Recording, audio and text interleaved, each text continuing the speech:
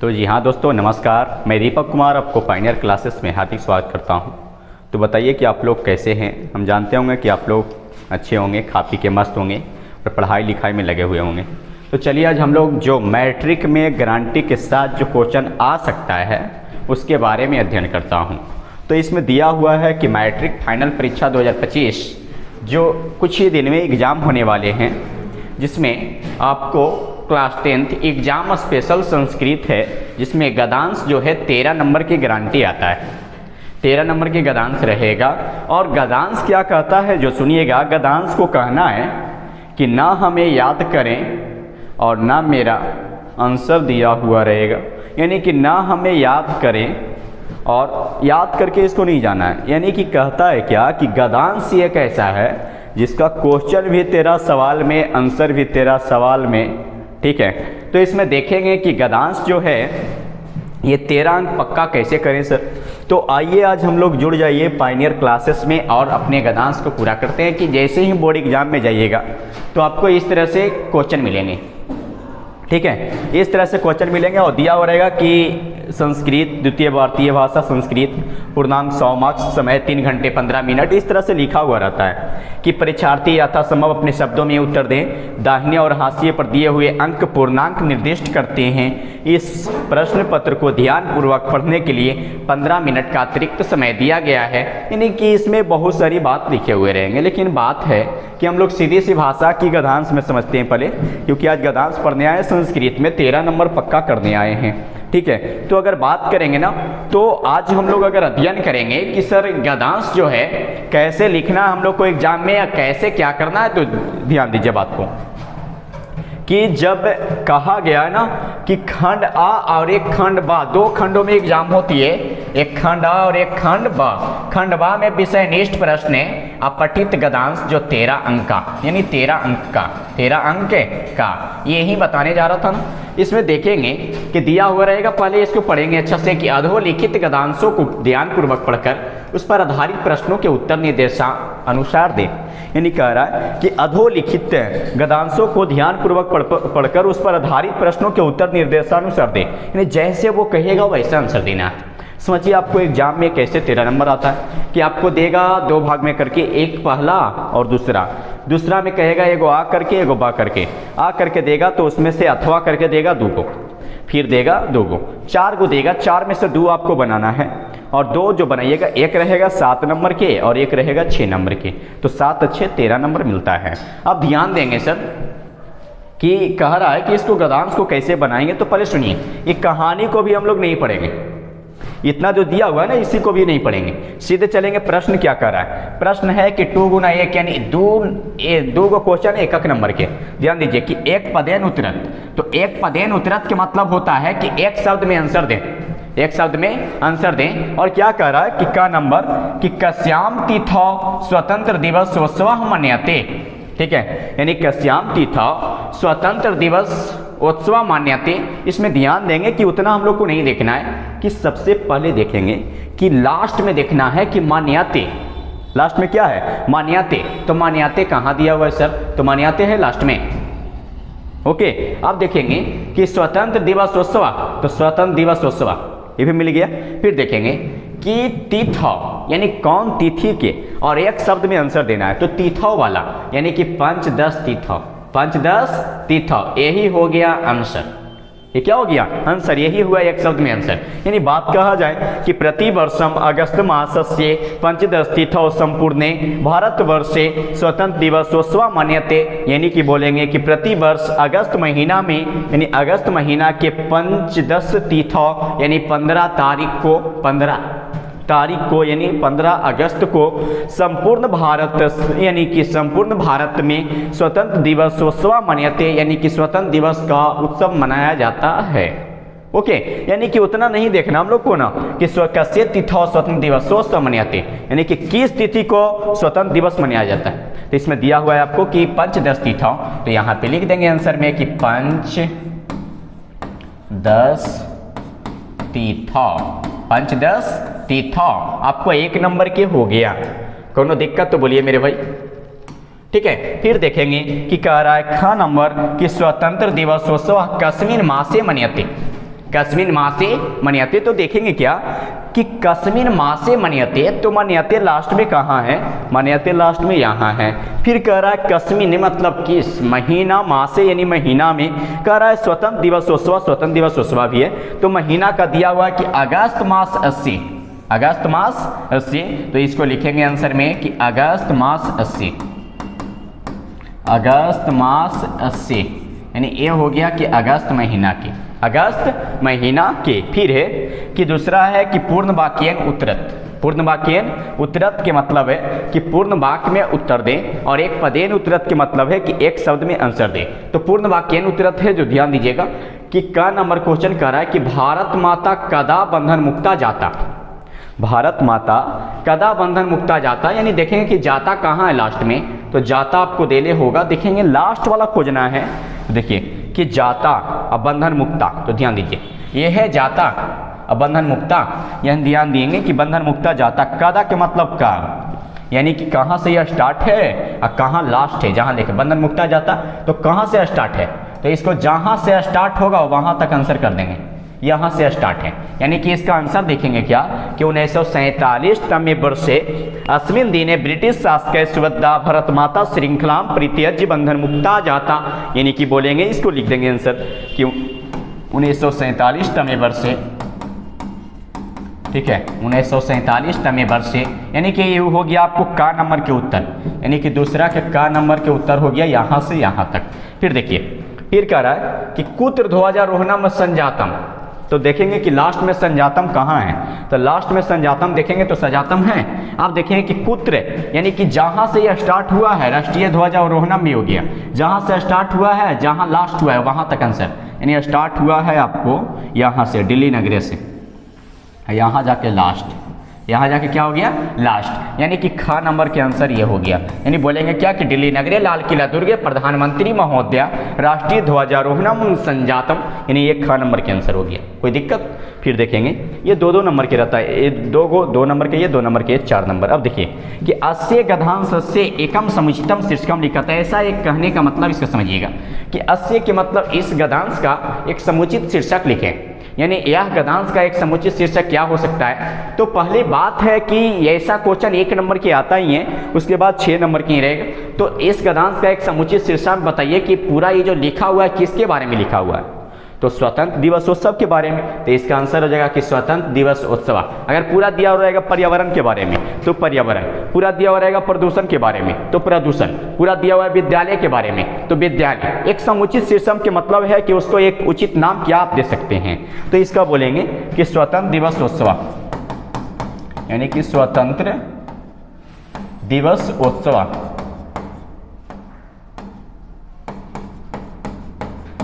ये हो गया, ठीक है, यानी स्वतंत्र दिवस उत्सव। फिर देखेंगे कि आगे देगा, देखिए कि अथवा करके, तो चाहे आप ये बना लीजिए और चाहे ये बना लीजिए, यानी कि दोनों में से कोई एक बनाना ही होगा। लेकिन ये कह रहा है ना कि अथवा में देखिएगा इसका कि कालिदास से लोकप्रियता कारणम तस्य, यानी कि इसको भी हम हल करते हैं, ध्यान से देखिए कि कह रहा है कि एक पदेन उत्तरत, यानी एक शब्द में उत्तर दें। फिर देखिए कि कालिदास से किम अतीव रम्यम अस्ति, तो इसमें देखेंगे क्या कि कहाँ लास्ट में दिया हुआ है कि रम्यम अस्ति अतीव कह रहा, तो देखेंगे कि रम्यम अस्ति, रम्यम अस्ति है, अतीव रम्यम अस्ति लास्ट में। अब कह रहा है कि कहाँ से, कालिदास से, तो देखिएगा इसका ध्यान से देखिए कि कालिदास से किम अतीव रम्यम अस्ति, यानी बात करेंगे जो ध्यान दो कि एक पदेन उत्तरत, यानी एक शब्द आंसर दें कि कालिदास से किम अतीव रम्यम अस्ति, तो रम्यम अस्ति कहाँ से है, तो रम्यम अस्ति यहाँ से है। कहाँ से स्टार्ट हुआ है, तो कालिदास से, यानी बताओ कि इसके बीच में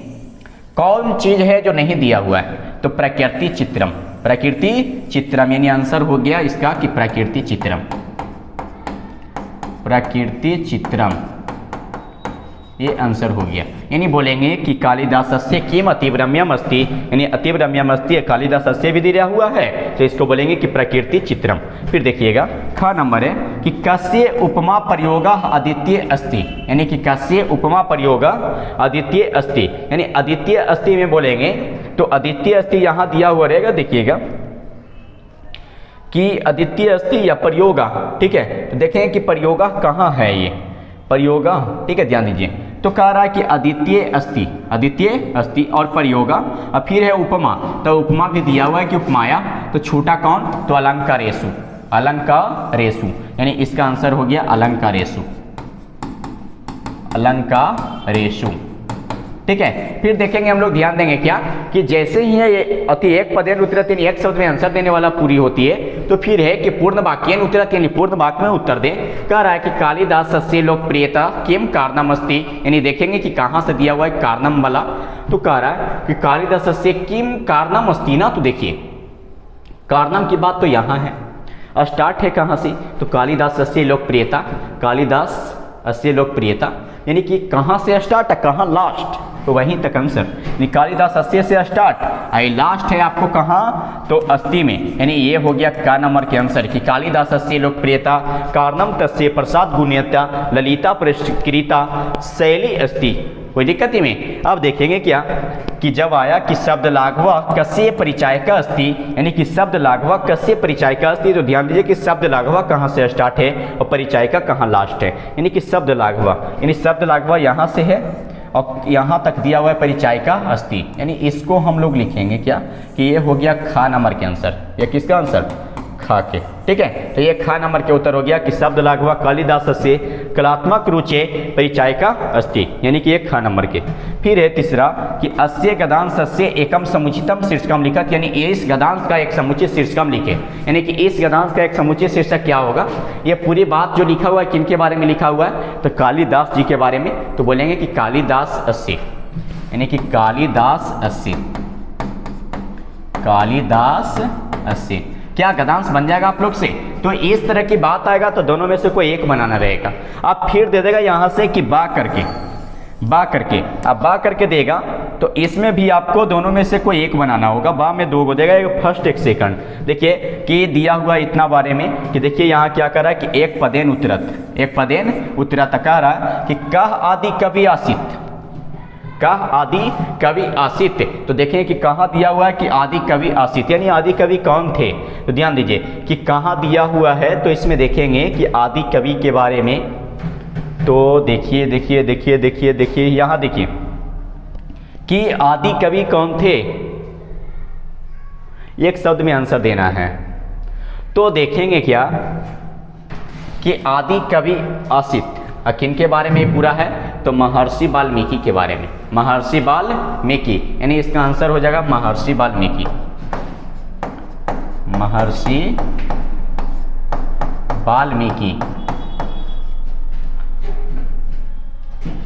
इसका लिखेंगे क्या, महर्षि वाल्मीकि, यानी महर्षि वाल्मीकि जी इनका एक हो जाएगा।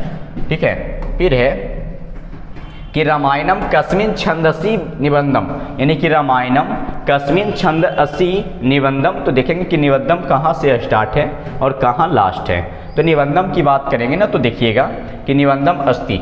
ठीक है, अब कहाँ से स्टार्ट है, इसमें क्या क्या छूटा हुआ है, जो देखिए कस्मिन छंद असी निबंधम रामायणम, इन्हीं की बात करेंगे कि रामायणम तो है, छंद असी भी है, तो छूटा हुआ है क्या, तो अनुष्टुप। क्या छूटा हुआ है, अनुष्टुप। कौन सा छंद में, तो अनुष्टुप छंद में, तो इसका आंसर हो जाएगा अनुष्टुप।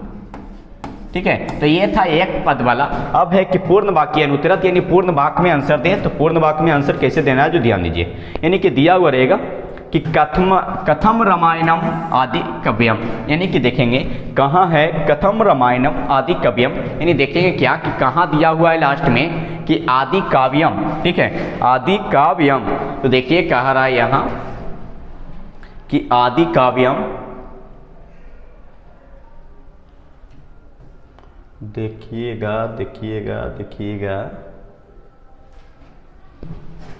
यानी कि आदि कवि कह रहा है, जो देखिए कि कथम रामायणम आदि काव्यम, इस रामायण का आदि कवि कौन है, तो आदि कवि के बारे में जहाँ से है वहाँ तक लास्ट से लिखेंगे, यानी कि लिखेंगे क्या, जो सुनिएगा कि अस्य लेखिका महर्षि वाल्मीकि आसीत, यानी किस्सा आदि आसीत, यानी आता तस्य रचना आदि काव्यम इति कृत्वा विद्वांस स्मरन्ति, यानी बात करेंगे कि आदि कवि कौन है, तो आदि कवि महर्षि वाल्मीकि अस्ति, यानी बोलेंगे कि कथम रामायणम आदि काव्यम महर्षि वाल्मीकि अस्ति। फिर देखिएगा किमर्थम रामायणम चतुर्विंशति सहस्री संहिता, यानी बात करेंगे कि किमर्थम रामायणम चतुर्विंशति सहस्री संहिता, यानी किमर्थम रामायणम कहाँ से है, चतुर्विंशति कहाँ पे है। तो ध्यान देंगे कि रामायणम भी है, चतुर्विंशति भी है। तो देखेंगे कि चतुर्विंशति कहाँ से स्टार्ट, कहाँ से लास्ट, यानी 10 से स्टार्ट यहाँ जाकर स्मृति तक का स्टार्ट, यानी कि यहाँ से स्टार्ट यहाँ तक लास्ट, यानी ए वाला आंसर हो जाएगा।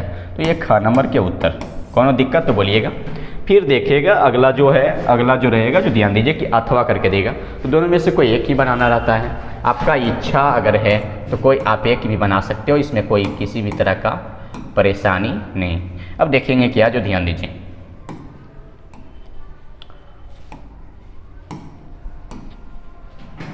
कि अब बात आया जी,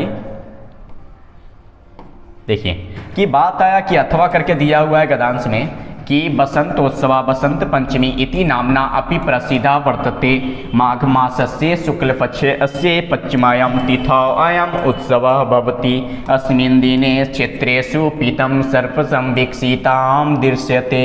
5 रुपया चढ़ाइए जजमान। फिर है कि जनाः पीतवस्त्रं धारित्वा इतस्ततः भ्रमन्ति। गंगा जल उठाइए जजमान। विद्यालयेषु छात्राणाम् अध्ययनं तु न भवति परं ते सर्वे समवेता नगरात् ग्रामात् वा बहिर्गच्छन्ति। लड़का लड़की दोनों खड़ी हो जाइए। फिर देखेंगे कि तत्र एकस्मिन् क्रीडा क्षेत्रे विविधासु क्रीडा स्पर्धासु रामायणं भवन्ति, यानी कि गंगा अमृत यानी कुछ द्रव चढ़ाइए। फिर देखेंगे कि मधुरानी गीतानि ज्ञान्ते वीरस्य पूर्णा देशभक्ति भावर्भिता देशहिताय बलिदानस्य प्रेरणां संचारयतनं कविता भी पठ्यन्ते। अच्छा ये बताओ कि बहुत सारे लोग होंगे ना जो संस्कृत को नाम सुन के बोरिंग लगता होगा।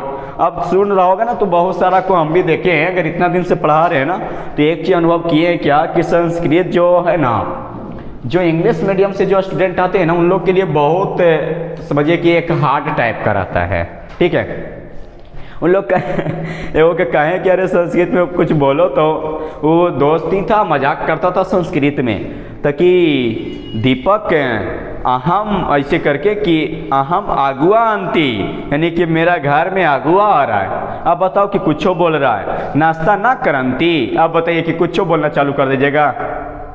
तो संस्कृत ऐसा है। ठीक है, अब देखेंगे क्या कि सर्वत्र की दृश्यम सर्पसम, ठीक है, दृश्यते, यानी दृश्यते कहाँ है, स्टार्ट कहाँ है, लास्ट। तो दृश्यते देखेंगे तो दृश्यते यहाँ है। ठीक है, लेकिन कह रहा है कि सर्पसम भी मिल रहा है, कि दृश्यम नहीं मिल रहा है, सर्वत्र। अब देखिए कि कहाँ से यह स्टार्ट है, तो दृश्यते जहाँ से स्टार्ट है जहाँ से लास्ट है। लेकिन एक पदेन सर्वत्र की दृश्यम सरसम दृश्यते, यानी बोलेंगे कि क्षेत्रेषु, क्या हो जाएगा, क्षेत्रेषु, यानी इसका आंसर क्षेत्रेषु एक शब्द में। फिर देखिए जना कानी धारित्वा इतस्ततः भ्रमंती, ये भ्रमंती कहाँ है और धारित्वा इतस्ततः कहाँ है। तो इतस्ततः तो यहाँ है, भ्रमंती भी है, धारित्वा भी है, यानी बोलेंगे पीत वस्त्रम, पीत वस्त्रम, यानी इसका आंसर हो जाएगा पीत वस्त्रम। फिर देखेंगे कि पूर्ण वाक्यन उत्तरत, यानी पूर्ण वाक्य में उत्तर दें। बसंत उत्सव कदा भवती, यानी कि बसंत उत्सव कब मनाया जाता है, कब होता है, यानी कि कदा भवती देखेंगे कि कहाँ है भवती के बारे में। तो देखिए कि बसंत उत्सव कदा भवती, तो देखेंगे क्या कि बसंत उत्सव कदा भवती, तो देखेंगे कि कदा भवती कहाँ से स्टार्ट है। बसंत उत्सव कदा भवती, यानी बसंत उत्सव कब मनाया जाता है। तो बोलेंगे क्या कि बसंत उत्सव, ठीक है, माघ मासस्य शुक्ल पक्षस्य पंचमा तिथौ अयम उत्सव भवति, यानी यहाँ से लेकर शुरू से यहाँ तक आंसर हो जाएगा।